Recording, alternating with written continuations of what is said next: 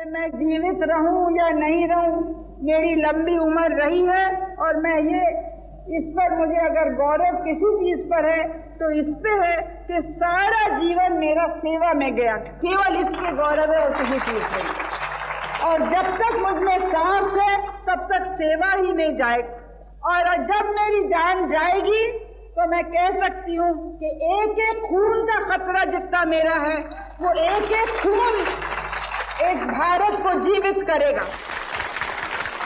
कभी कभी होता है कि कुछ लोगों को अपनी मौत का अंदाजा पहले से ही हो जाता है। भारत की तीसरी प्रधानमंत्री इंदिरा गांधी के साथ भी ऐसा ही हुआ। भुवनेश्वर में ये भाषण देने के बाद उन्हें ये खबर मिली कि दिल्ली में उनके पोते और पोती की कार का एक्सीडेंट हो गया था। वो अपनी यात्रा बीच में ही छोड़कर दिल्ली लौट आईं। अगले दिन 31 अक्टूबर 1984 को जाने माने लेखक और अभिनेता पीटर उस्तिनोव उनका इंटरव्यू लेने वाले थे। ठीक 9:12 पर इंदिरा गांधी ने अपने निवास और ऑफिस के बीच के विकेट गेट को पार किया। गेट पर तैनात बीएन सिंह को देखकर मुस्कुराईं, लेकिन बीएन ने अपनी रिवॉल्वर निकालकर उन पर फायर करना शुरू कर दिया। जैसे ही वो जमीन पर गिरी, गेट के दूसरी तरफ तैनात सतवंत सिंह ने भी अपनी स्टेन गन की पूरी मैगजीन उनके ऊपर खाली कर दी। उन दोनों ने 5 महीने पहले भारतीय सेना द्वारा स्वर्ण मंदिर पर किए गए हमले का बदला ले लिया था। 31 मई 1984 की शाम मेरठ में 9 इन्फेंट्री डिवीजन के कमांडर मेजर जनरल कुलदीप बुलबुल बराड़ अपनी पत्नी के साथ दिल्ली जाने की तैयारी कर रहे थे। शाम को मेरे को एक टेलीफोन कॉल आया कि अगले दिन सुबह 1 तारीख के सुबह मेरे को चंदी मंदिर पहुंचने का है एक मीटिंग के लिए। और पहली शाम को हमने मैनिला जाना था, हमारी टिकटें बुक हो गई थी। हमने अपने ट्रैवलर्स चेक्स ले लिए थे और हम दिल्ली जा रहे थे अपने जहाज पकड़ने के लिए। मेरठ से दिल्ली बाय रोड गया, वहां से बाय प्लेन मैं चंडीगढ़ पहुंचा और सीधा वेस्टर्न कमांड हेडक्वार्टर में गया। जब वहां पहुंचा तो मेरे को खबर मिली कि मेरे को ऑपरेशन ब्लू स्टार कमांड करना है और अमृतसर जल्दी से जल्दी जाना है, क्योंकि हालात बहुत खराब हो गई हैं। भिंद्रन वाले ने पूरा कब्जा कर लिया है गोल्डन टेम्पल के ऊपर। पंजाब में इस वक्त कोई लॉ एंड ऑर्डर नहीं रहा है, तो जल्दी से जल्दी ये सिचुएशन को ठीक करने का है, नहीं तो पंजाब अपने हाथ से निकल जाएगा। तो मेरी छुट्टी कैंसिल हो गई और मैं एकदम हवाई जहाज में बैठ के ब्रीफिंग के बाद अमृतसर पहुंचा। भिंडरावाले को कांग्रेसियों ने ही बढ़ावा दिया। उनको बढ़ावा देने के पीछे मकसद ये था कि अकालियों के सामने सिखों की मांग उठाने वाले किसी ऐसे व्यक्ति को खड़ा किया जाए जो उनको मिलने वाले समर्थन में सेंध लगा सके। भिंडरावाले विवादास्पद मुद्दों पर भड़काऊ भाषण देने लगे और धीरे धीरे उन्होंने केंद्र सरकार को भी निशाना बनाना शुरू कर दिया। पंजाब में हिंसा की घटनाएं बढ़ने लगी। 1982 में भिंडरावाले मेहता चौक गुरुद्वारा छोड़ पहले स्वर्ण मंदिर में गुरु नानक निवास और उसके कुछ महीनों बाद अकाल तख्त से अपने विचार व्यक्त करने लगे। प्यारे खालसा जी, आज ਆਪਾਂ ਸ਼ਹੀਦਾਂ ਦੀ ਯਾਦ ਵਿੱਚ ਇੱਥੇ ਇਕੱਤਰ ਹੋਏ ਹਾਂ। ਲਾਲਾ ਜਗਤ ਨਾਰਾਇਣ ਨੇ ਬਹੁਤ ਮੰਦ ਭਾਸ਼ਾ ਦੇ ਸ਼ਬਦ ਵਰਤੇ, ਇੱਥੋਂ ਤੱਕ ਕਿਹਾ ਕਿ ਇਹ ਦੋਵੇਂ ਸਿੱਖ देश के गद्दार हैं। वरिष्ठ पत्रकार और पहले बीबीसी के लिए काम करने वाले सतीश जेकब को भी कई बार भिंडरावाले से मिलने का मौका मिला। मैं जब भी वहां जाता था, उनके जो संरक्षक होते थे वो दूर से कहते आओ जी बीबीजी आ गए जी बीबी। कभी उन्होंने बीबीसी नहीं कहा, बीबीजी आ गए जी बीबीजी। तो जाओ जी तुसी अंदर जाओ, संत जी आपका इंतजार कर रहे हैं। तो मेरे से बड़े आराम से मिलते थे। जब मैंने उनको पहली बार मार्कटली से मिलाया तो ये मैं कभी नहीं भूलूंगा कि मार्कटली से जब मिलाया तो मार्कटली से उन्होंने कहा कि तुम्हारा क्या धर्म है? तो उन्होंने बोला कि मैं क्रिश्चियन हूँ। चला अच्छा, तो आप जीसस क्राइस्ट को मानते हैं? हाँ जी। तो भिंडरावाले ने उनसे कहा लेकिन जीसस क्राइस्ट की तो दाढ़ी थी, तुम्हारी दाढ़ी क्यों नहीं है? तो मार्कटली ने कहा कि खैर ठीक है, हम ऐसे ही ठीक है। तो कहने लगा नहीं तुम्हें मालूम नहीं है, बगैर दाढ़ी के तुम औरत जैसा लगता है। तो बड़ा अजीब किस्म की ये गुफ्तगू थी। खैर मार्क टली तो बहुत अच्छे आदमी है, उन्होंने हंस के टाल दी सारी बात को। भिंडरावाले से मेरी एक बार बहुत लंबी चौड़ी अकेले में बात हुई। हम दोनों सबसे ऊपर छत पे बैठे हुए थे जहाँ कोई नहीं जाता, बंदर ही बंदर घूम रहे थे। तो मैंने ऐसी बातों बातों में भिंडरावाले से कहा, मैंने जो कुछ आप कर रहे हैं एक दिन ऐसा होगा कि आपके सामने कोई एक्शन होगा। तो उन्होंने मुझे बड़े सादगी से कहा कि अरे क्या एक्शन होगा, तुम्हें मालूम नहीं है। उन्होंने छत से मुझे इशारा करके देखा कि देखो वो देखो सामने खेत है, खेत नज़र आए थे वहाँ से। कहते बस 7-8 किलोमीटर का रास्ता है, वहाँ पे बॉर्डर है और हम पीछे से निकल के आराम से बॉर्डर पार करके उधर चले जाएंगे और वहाँ से फिर हम छापामार युद्ध करेंगे। बड़े कॉन्फिडेंस से उन्होंने मुझे बताया और मुझे ये हैरानी थी कि ये शख्स मुझे ये सब कुछ बता रहा है और ट्रस्ट कर रहा है। उसने मुझसे ये भी नहीं कहा कि तुम इस बात को छापोगे नहीं। 4 जून 1984 को भिंडरावाले के लोगों की पोजीशंस का जायजा लेने के लिए एक अधिकारी को सादे कपड़ों में स्वर्ण मंदिर के अंदर भेजा गया। 5 जून की सुबह जनरल बराड़ ने ऑपरेशन में भाग लेने वाले सैनिकों को उनके ऑपरेशन के बारे में ब्रीफ किया। 5 तारीख के सुबह 4:30 बजे के करीब मैंने हर एक बटालियन के पास जाके कोई आधा घंटा उनके जवानों के साथ बात की। उनसे मैंने ये बताया कि हालात कितने खराब हो गए हैं और ये जो अपना स्वर्ग मंदिर है, हमको ये नहीं सोचना चाहिए कि हम किसी होली प्लेस के अंदर जाके उसको बर्बाद कर रहे हैं। नहीं, हम उसकी सफाई कर रहे हैं, उसमें खून बह चुका है और हम लोग बिल्कुल जितनी कैजुअलिटी कम हो सकते हैं उतना होना चाहिए, डैमेज नहीं होना चाहिए गोल्डन टेम्पल को। हमको ये नहीं सोचना है कि हम हिंदू हैं कि मुसलमान हैं कि सिख हैं। मैंने साथ ही उनसे ये भी कहा कि आप में से अगर कोई जवान इतना सोचता है कि मेरे को अंदर नहीं जाना है, कोई बात नहीं, आप खड़े हो जाओ और मैं आपके कमांडिंग ऑफिसर को कहूंगा कि आपको अंदर जाने की जरूरत नहीं है और आपके ऊपर कोई एक्शन नहीं लिया जाएगा। पहले बटालियन में मैं गया, कोई नहीं खड़ा हुआ। दूसरे में कोई नहीं खड़ा हुआ। तीसरे में कोई नहीं खड़ा हुआ। चौथी बटालियन में एक सिख ऑफिसर खड़े हो गया। मैंने कहा कोई बात नहीं बेटा, आपको अंदर जाने की जरूरत नहीं है। अगर आपके फीलिंग्स इतने स्ट्रांग हैं, आपके ऊपर कोई एक्शन नहीं लिया जाएगा। उसने कहा साहब आप मेरे को गलत समझ रहे हो,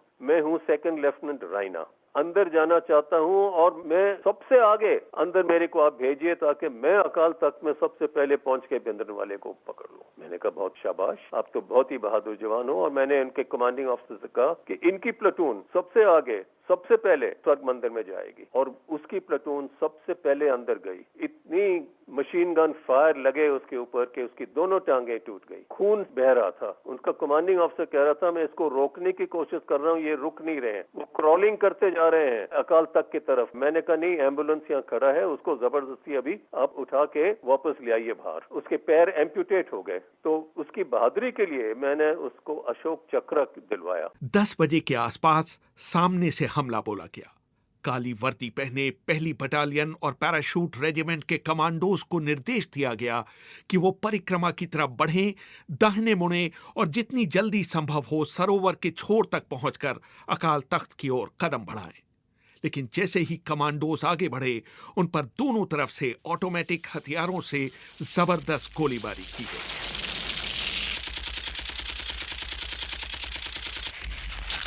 कुछ ही कमांडो इस जवाबी हमले में बच पाए। उनकी मदद करने आए लेफ्टिनेंट कर्नल इसरार रहीम खां के नेतृत्व में 10वीं बटालियन के गार्ड्स ने सीढ़ियों के दोनों ओर मशीन गन ठिकानों को निष्क्रिय किया, लेकिन उनके ऊपर सरोवर के दूसरी तरफ से जबरदस्त गोलीबारी होने लगी। कर्नल इसरार खां ने सरोवर के उस पार भवन पर गोली चलाने की अनुमति मांगी, लेकिन उसे अस्वीकार कर दिया गया। कहने का मतलब यह कि सेना को जिस विरोध का सामना करना पड़ा, उन्होंने उसकी कल्पना भी नहीं की थी। वो तो पहले ही 45 मिनट में पता लग गया था कि इनकी प्लानिंग और इनकी ताकत और इनकी जो वेपन्स हैं, इनकी जो फोर्टिफिकेशंस हैं, इतनी ज्यादा हैं कि ये आसान नहीं होगा काम। क्योंकि हम चाहते थे कि अकाल तख्त की तरफ कमांडो जाएं और हम लोग वो स्टन ग्रेनेड फेंकें अकाल तख्त के अंदर। स्टन ग्रेनेड का जो गैस होता है उससे आदमी मरता नहीं है, उसकी सिर दर्द हो जाती है, उसकी आंखों में पानी आ जाता है और वो ठीक से देख नहीं सकता है। तो उतने में हमारे जवान अंदर चले जाएं। लेकिन जब ये ग्रेनेड फेंकते थे तो कोई रास्ता ही नहीं था अंदर जाने का। हर एक खिड़की, हर एक दरवाजा के ऊपर सैंड बैग लगे हुए थे, तो ग्रेनेड दीवारों पे फटक के नीचे परिक्रमा पे आ रहे थे और हमारे जवानों के ऊपर ये स्टन ग्रेनेड आ रहे थे। सिर्फ उत्तरी और पश्चिमी छोर से ही सैनिकों पर फायरिंग नहीं हो रही थी, बल्कि पृथकतावादी जमीन के नीचे मेन होल से निकलकर मशीन गन से फायर कर अंदर ही गायब हो जा रहे थे। जब सैनिकों का बढ़ना रुक गया तो जनरल बराड़ ने आर्मर्ड पर्सनल कैरियर के इस्तेमाल करने का फैसला लिया। लेकिन जैसे ही एपीसी अकाल तख्त की तरफ बढ़ा, उसे चीन में बने रॉकेट लॉन्चर से उड़ा दिया गया। जिस तरह से चारों तरफ से चल रही गोलियों से भारतीय जवान धराशायी हो रहे थे, जनरल बराड़ को मजबूर होकर टैंकों की मांग करनी पड़ी। मैंने जनरल बराड़ से पूछा कि क्या टैंकों का इस्तेमाल पहले से आपकी योजना में था? नहीं, बिल्कुल शुरू में नहीं था। ये तो एकदम बुलाए गए जब देखा कि अकाल तख्त के नजदीक भी नहीं आदमी जा सकता है, सिपाही नहीं जा सकता है, तो हम लोग कैसे पहुंचेंगे अकाल तख्त में, क्योंकि सुबह हो जाएगी। और जैसे मैंने कहा आपको, एक दफा सुबह हो गई तो सैकड़ों में लोग आ जाएंगे चारों तरफ से और फौज के घेराव कर देंगे। तो टैंकों का इस्तेमाल सिर्फ उसलिए करना था कि उसकी जो लाइट है, जिनॉन बल्ब है या हेलोजन बल्ब है, वो बहुत पावरफुल बल्ब है और वो लाइट ऑन करे ताकि अकाल तख्त में जो लोग हैं उनकी आंखों में वो लाइट जाए और वो चंद एक सेकंड और मिनट के लिए देख ना पाए और उस टाइम में वो निशान ना ले सके और हमारे लोग नजदीक पहुंच जाए। लेकिन अफसोस ये था कि वो जो बल्ब्स हैं ये 20 सेकंड, 30 सेकंड, ज्यादा से ज्यादा 40 सेकंड रहते हैं, फिर फ्यूज हो जाते हैं। तो फ्यूज हो गया, टैंक को वापस ले गए, दूसरा टैंक ले आए, उसका लाइट ऑन किया। तो ये बेसिकली लाइट का इस्तेमाल के लिए हम टैंक ले गए थे। लेकिन जब कुछ भी सक्सेस नहीं हो रहा था ये लाइट्स के साथ, सुबह जब रोशनी होने लगी और देखा कि अभी अकाल तख्त अभी तक बहुत बुरी तरह लड़ रहा है, तो हुक्म दिया गया कि टैंक के जो सेकेंडरी आर्मामेंट है उसके साथ अकाल तख्त का जो ऊपर वाला हिस्सा है उसके ऊपर फायर किया जाए, ताकि जब वहाँ फायरिंग हो और कुछ ऊपर के पत्थर गिरे नीचे तो शायद लोग डर जाएं वहाँ पे और निकल आए बाहर। इसके बाद तो अकाल तख्त के लक्ष्य को किसी और सैनिक लक्ष्य की तरह ही माना गया। बाद में जब रिटायर्ड जनरल जगजीत सिंह अरोड़ा ने स्वर्ण मंदिर का दौरा किया तो उन्होंने पाया कि भारतीय टैंकों ने अकाल तख्त पर कम से कम 80 गोले बरसाए थे।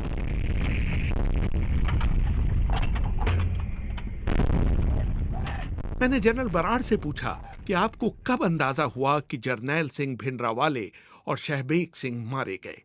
लोग बाहर निकले सफेद झंडी के साथ और एक बहुत जोर से रश आउट हुआ। कोई 30-40 लोग ने दौड़ लगाई वहां से बाहर निकलने के लिए। तो हमने कहा ये कुछ लगता है कि ऐसी बात हो गई है और फिर फायरिंग भी बंद हो गई थी सब। तो फिर हमने अपने जवानों से कहा भी अंदर जाके तलाशी लो और फिर उनकी मृत्यु का पता लगा। लेकिन अगले दिन कहानियां शुरू हो गई कि वो उस रात को निकल गए थे वहां से और पाकिस्तान पहुंच गए हैं और पाकिस्तान टीवी अनाउंस कर रही थी कि भिंडरावाले हमारे पास है और 30 जून को हम उनको टीवी के ऊपर दिखाएंगे। तो मेरे को HKL भगत जो इंफॉर्मेशन ब्रॉडकास्टिंग मिनिस्टर थे, मिस्टर रस गोत्रा फॉरेन सेक्रेटरी थे, उनके फोन आए कि आप तो बोल रहे हैं कि उनकी मृत्यु हो गई है, लेकिन पाकिस्तान तो बोल रहा है कि वो उनके यहाँ है और निकल गए हैं, एस्केप कर गए हैं।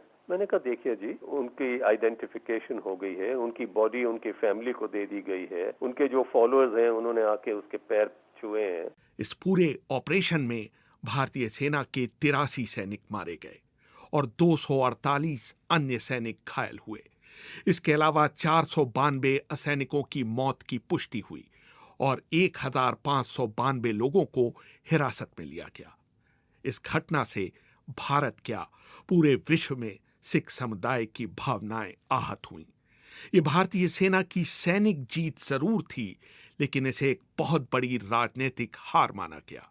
इसकी टाइमिंग, रणनीति और कार्यान्वयन पर कई सवाल उठाए गए और अंततः इंदिरा गांधी को इसकी कीमत अपनी जान देकर चुकानी पड़ी। सुर सुराही खंजर प्याला बिंग कसाया दसना मित्र प्यारे नो हाल मुरीदा दकना। रेहान फजल,